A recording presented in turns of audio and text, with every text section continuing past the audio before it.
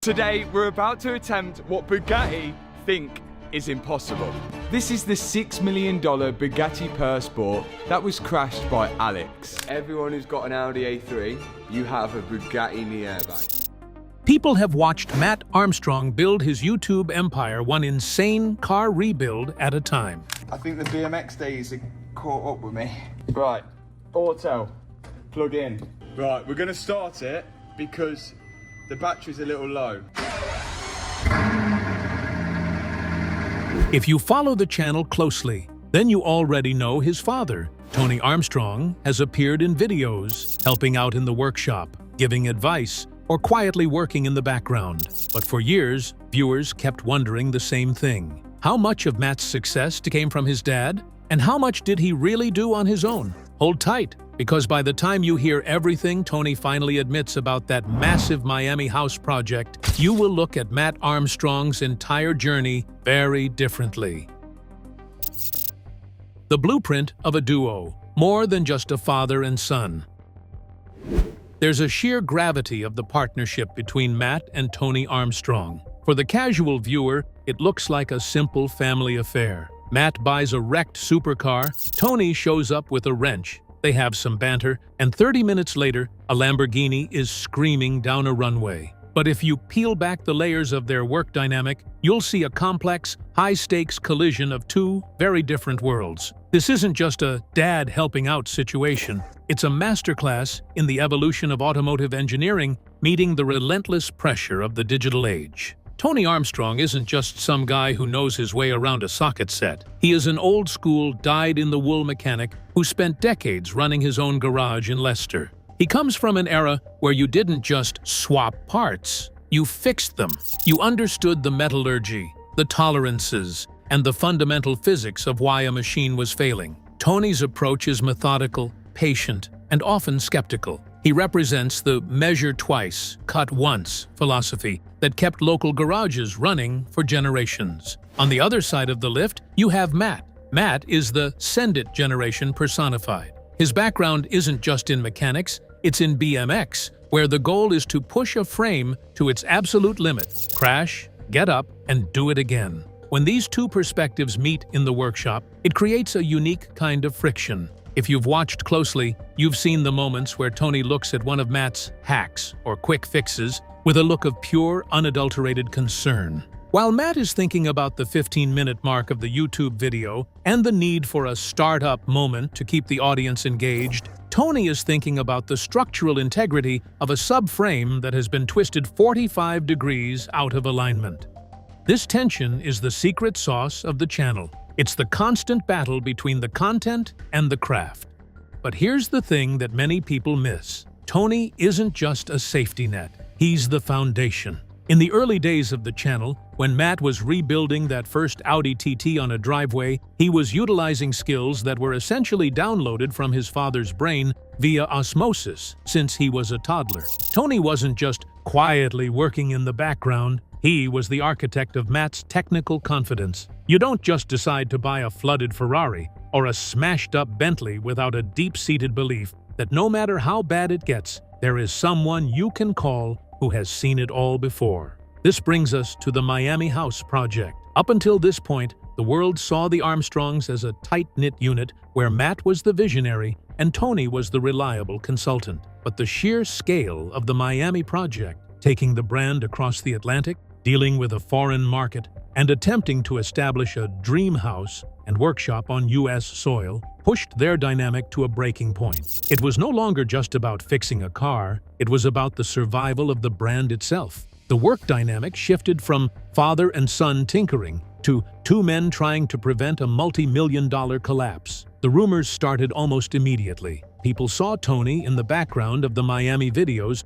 and began to speculate. Was Mat out of his depth? Was Tony the one actually keeping the U.S. operation from sinking? And more importantly, what was happening when the cameras were turned off and the tools were put away? If you think their bond was always this seamless, you haven't seen where it all started.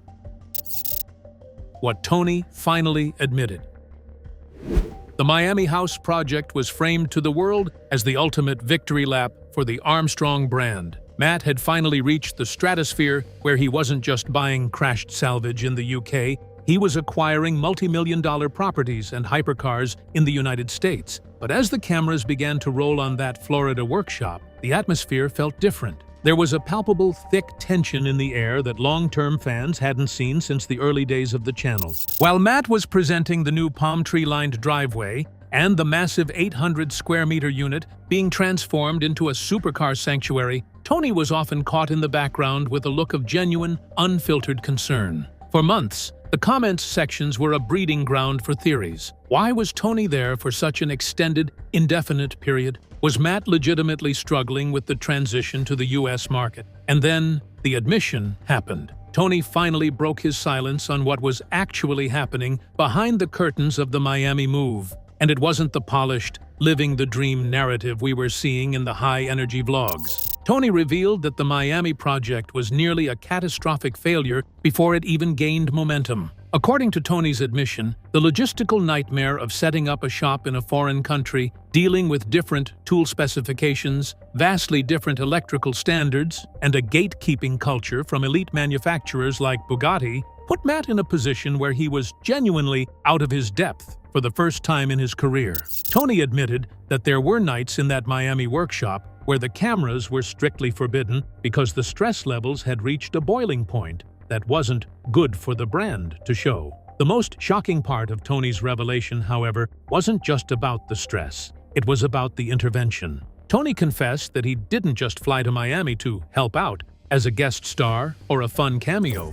He flew there because the project had hit a technical wall that Matt simply could not climb alone. We're talking about the Bugatti Chiron Pure Sport, a machine so complex that the manufacturer essentially told Matt it was an impossible feat to repair outside of their own controlled factory environment. Tony admitted that while Matt was focused on the content and the impossible narrative for the viewers, Tony was secretly working 18-hour days to solve the mechanical riddles that Bugatti's own engineers said were unsolvable. Tony's admission fundamentally changes the way we look at the Miami era. It wasn't just a bold business move, it was a desperate rescue mission. He revealed that Matt had invested such a staggering amount of capital into the Miami house and the Chiron that if the rebuild failed, it wouldn't just be a bad video, it would have been the financial end of the Armstrong empire as we know it. Tony saw his son standing on the edge of a total mental and financial breakdown, and he stepped in to be the hidden hand that ensured the wrenches kept turning when the cameras were off. "I saw him struggling," Tony admitted in a rare moment of vulnerability that stripped away the workshop banter. He wanted to prove to the world he could do it in America, but America is a different beast entirely. There were parts we couldn't get, people who wouldn't even pick up the phone for us, and a car that was basically a 1,500 horsepower paperweight. This admission doesn't take away from Matt's hustle, but it humanizes the machine shop myth. It shows that even the most fearless creator on YouTube still needs a mentor when the stakes get high enough to break them. Beyond the mechanics, Tony revealed the physical toll. The Miami heat, the lack of a proper support network, and the pressure to produce banger videos every week were crushing Matt. Tony admitted he had to step in not just as a mechanic, but as a father to tell Matt to slow down before he burnt out completely. This revelation reframes those Miami videos. What we saw as a father and son living the dream was actually a father trying to save his son from the weight of his own ambition. Tony's specific admission regarding the Bugatti's electronics was the real kicker. He revealed that while the video showed the triumph of the engine fire-up, there were 3 weeks of silent failure where they couldn't even get the dashboard to light up. Tony was the one who stayed up until 4 a.m. studying wiring diagrams that weren't even supposed to exist in the public domain. He admitted that without his old-school persistence in tracing every single ground wire, that Bugatti might still be sitting in that Miami garage as a very expensive piece of art. It was Tony's silence that allowed Matt's success to scream, but now that the silence is broken, the truth is far more grounded. The Miami project nearly broke them, but it wasn't the first time Matt stood on the edge of a total loss. The self-made controversy, shadow or support. Whenever a creator reaches the heights that Mat Armstrong has, the self-made label becomes a point of intense scrutiny. We love the story of a guy in his shed taking on the world, But the moment a second pair of hands enters the frame, the internet begins to dissect the merit of the achievement. For Matt, that second pair of hands belongs to Tony. And because Tony isn't just a helper, he's a career mechanic with decades of diagnostic intuition, it has sparked a recurring debate. Is Mat Armstrong a self-made automotive prodigy, or is he a charismatic frontman for his father's lifetime of expertise? To answer that, you have to look at the self-made myth through the lens of the Miami Project. In the world of YouTube, being self-made is the ultimate currency. It's what makes the audience feel like they are on the journey with you. If Matt were just a rich kid handing a check to a professional shop to fix his cars, the channel would have died years ago. People subscribe to see the struggle, the greasy knuckles, and the aha moments of a man figuring it out. But as the builds transitioned from Audi TTs to $3 million Bugattis, the technical ceiling shifted. You can figure out a Volkswagen subframe with a YouTube tutorial and some grit. You cannot figure out a Bugatti Chiron's proprietary magnesium alloy engine mounts or its encrypted ECU architecture without a fundamental, professional-grade understanding of engineering.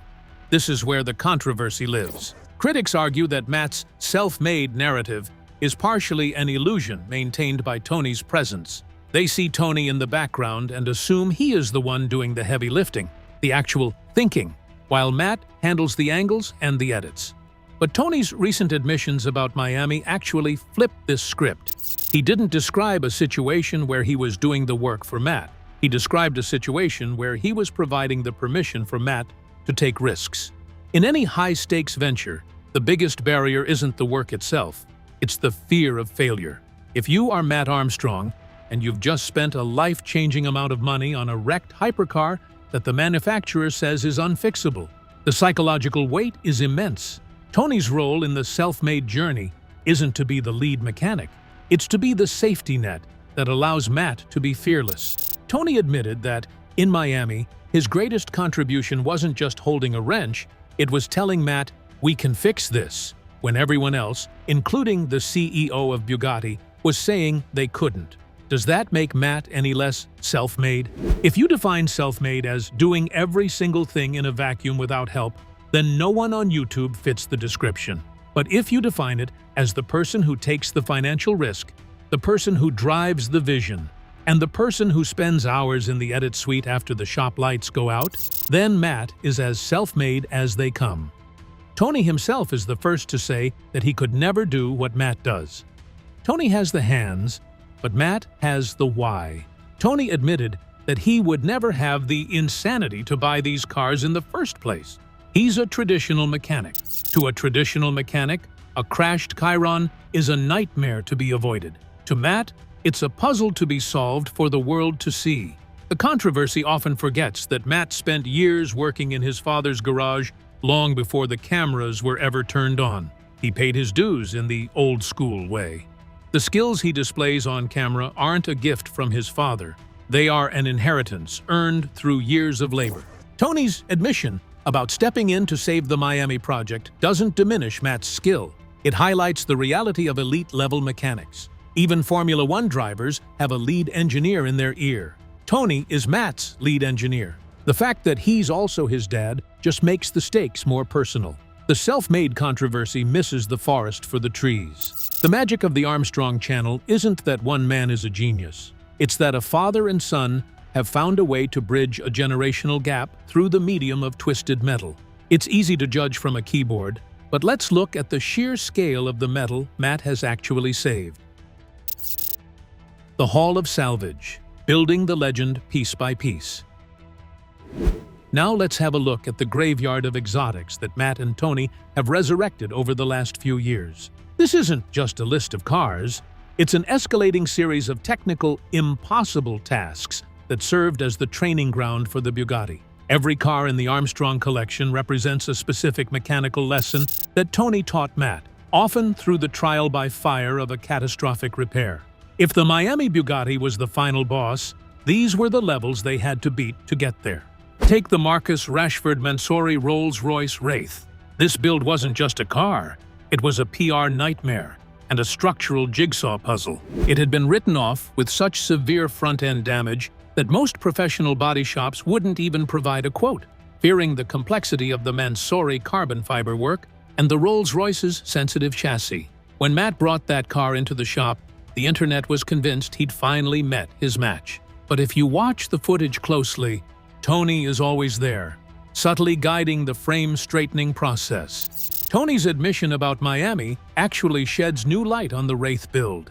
He revealed that the Rolls-Royce era was when the Armstrong method was truly perfected, a division of labor where Mat handles the rapid-fire assembly and the creative modifications, while Tony quietly ensures the structural integrity remains factory plus. It was the Wraith that proved they could handle the absolute peak of automotive luxury, setting the stage for the even more temperamental exotics they would face in the States. Then you have the Mansory Rolls-Royce Cullinan, a flood-damaged beast that should have been a donor parts car at best. Water is the natural enemy of modern luxury, and the Cullinan is essentially a rolling supercomputer. Rebuilding that car in just 7 days wasn't just a YouTube challenge. It was an exercise in extreme diagnostic patience. Tony has since admitted that the Cullinan was the moment he realized Mat's channel had outgrown the driveway mechanic label. It was no longer about changing oil or swapping suspension arms. It was about repinning hundreds of wires in a loom that costs more than a family sedan. Tony's expertise in electrical diagnostics was the only thing that kept that car from being a permanent paperweight. But the build that most closely mirrors the Miami struggle is the Lamborghini Murcielago. This was a legendary V12 save of a gated manual car that had been abandoned at a track experience company for 7 years. It had been rebuilt once before by someone who did a terrible job, leaving the engine a mess of misplaced bolts and failed seals. In that series, we saw the rawest form of the father-son dynamic. There's a specific moment where they are trying to align the iconic scissor doors, a notorious nightmare on Italian exotics, and you can see the generational gap shrinking. Tony's precision and Mat's persistence fused into a single unit. Tony later admitted that the Murcielago was the project that gave him the confidence to let Mat take the leap into the American market. He saw that Mat could handle the soul-crushing days when nothing fits and the bolts are all seized. The list goes on, and each one adds a brick to the fortress. The flooded Porsche 911 GT3 RS, the ex-Adam LZ car, was a masterclass in dealing with rust and electronic gremlins that come from a car literally going for a swim. Then there was the Ferrari 296 GTB, a car so new that there were no repair manuals available. Mat and Tony had to reverse engineer a hybrid system that Ferrari explicitly told them not to touch.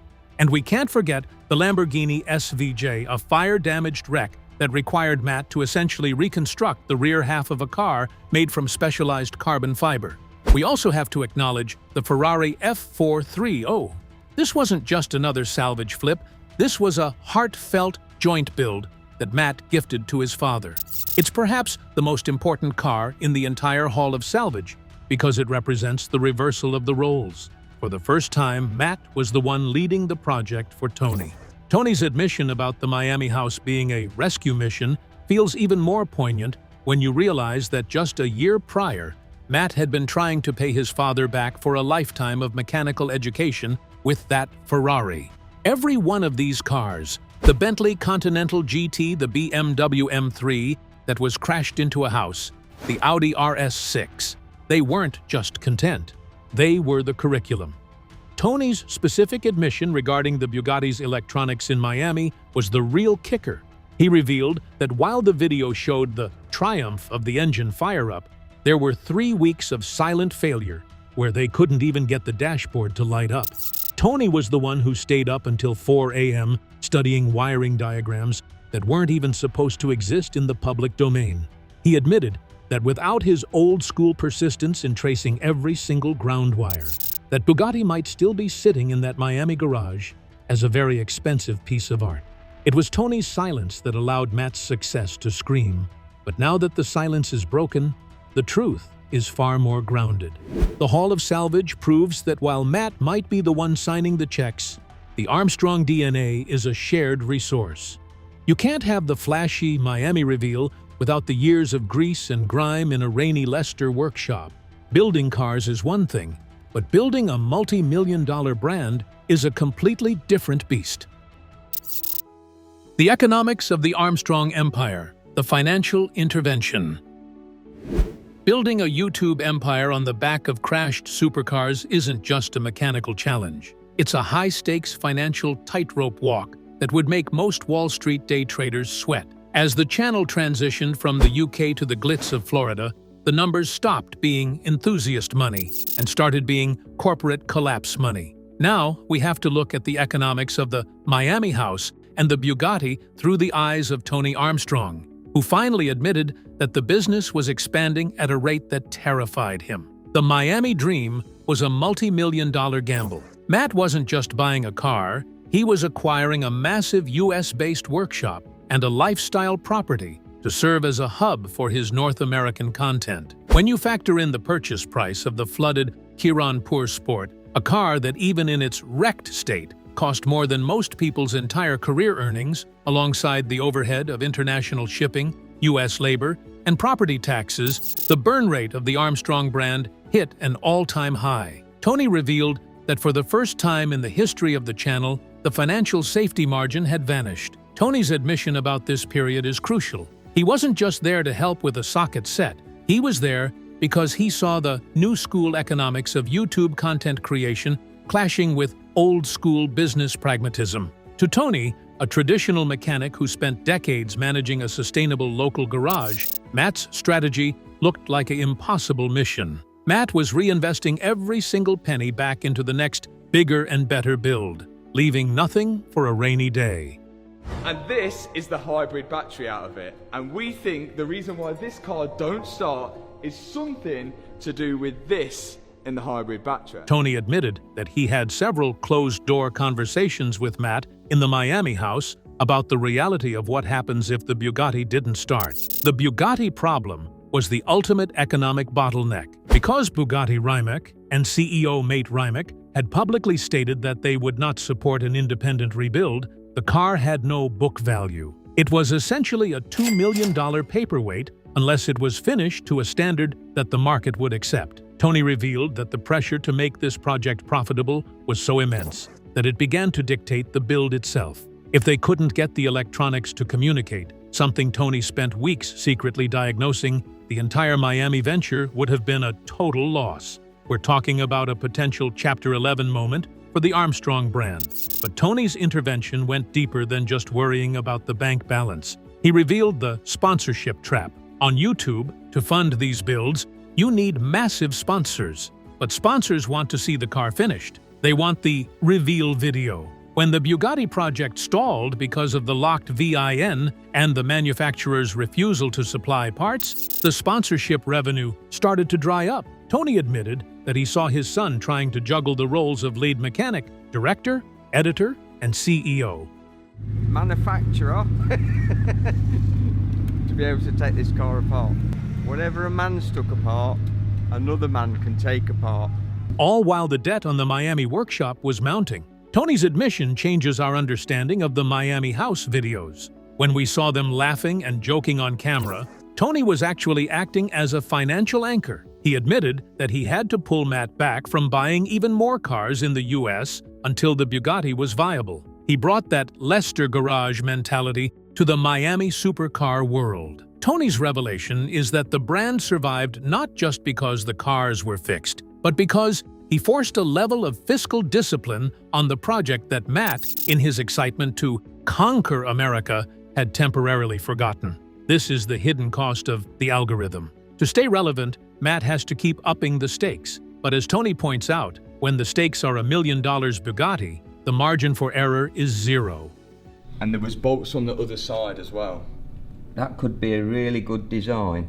If that comes off, that's a really good design that does come off like that. Tony's role in the empire isn't just as the dad who helps out, he is the chief risk officer. He is the one who reminds Matt that before you can have the cinematic mastery of a reveal, you have to make sure the business isn't going to go bankrupt if a single sensor fails to fire. The economics of the Armstrong empire are a testament to Matt's vision, but Tony's admission proves they are sustained by a father's caution. The Miami house wasn't just a house, It was a high-stakes poker game, and Tony was the one making sure Matt didn't bet the entire house on a hand he couldn't win. So, after everything Tony revealed, where does that leave the fans and the future of the channel?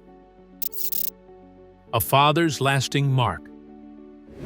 For years, the truth was that Matt was an unstoppable force of nature, a solo renegade proving the world wrong. But Tony's recent admissions have colored in the white spaces of that story. The legacy of this channel isn't just about the millions of subscribers or the fleet of salvaged exotics. It is about the quiet, stoic transmission of a craft from one generation to the next. Tony's admission that he had to step in not just as a mechanic, but as a stabilizing force during the Miami meltdown reveals the true nature of their legacy. It isn't a story of a son surpassing his father. It is a story of a father providing the foundation upon which the son can build something once thought impossible. Tony revealed that his greatest pride wasn't seeing the Bugatti start, but seeing Matt realize that he didn't have to do it alone. Tony, what do you think of the quality of the carbon fibre? Very good. Does it look like any other car brand that you've seen? No. Really, that good?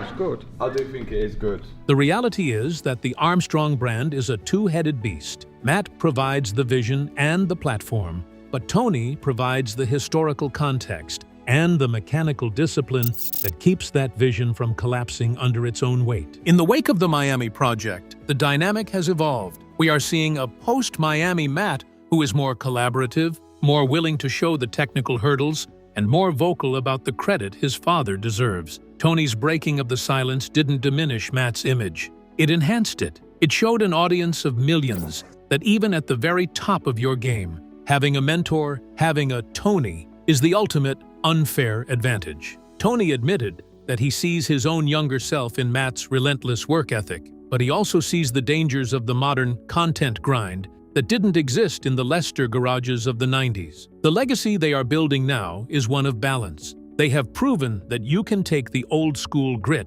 of a local mechanic and scale it to a global stage. The Miami house wasn't just a location change, it was the graduation ceremony for the Armstrong duo. Tony's admission serves as the final stamp of approval on Matt's journey. He finally saw his son take on the hardest car on the planet, in the hardest market on the planet, and despite the hidden interventions and the 4 a.m. wiring sessions, they came out the other side as partners. It's the belief that no machine is truly too far gone if you have the right people around you. Tony's revelation changed the way we look at the Miami era because it replaced a lone wolf myth with a far more powerful reality, the strength of the family unit. At the end of the day, the tools don't spin themselves. What do you think of their dynamics? Subscribe to the channel for more content just like this.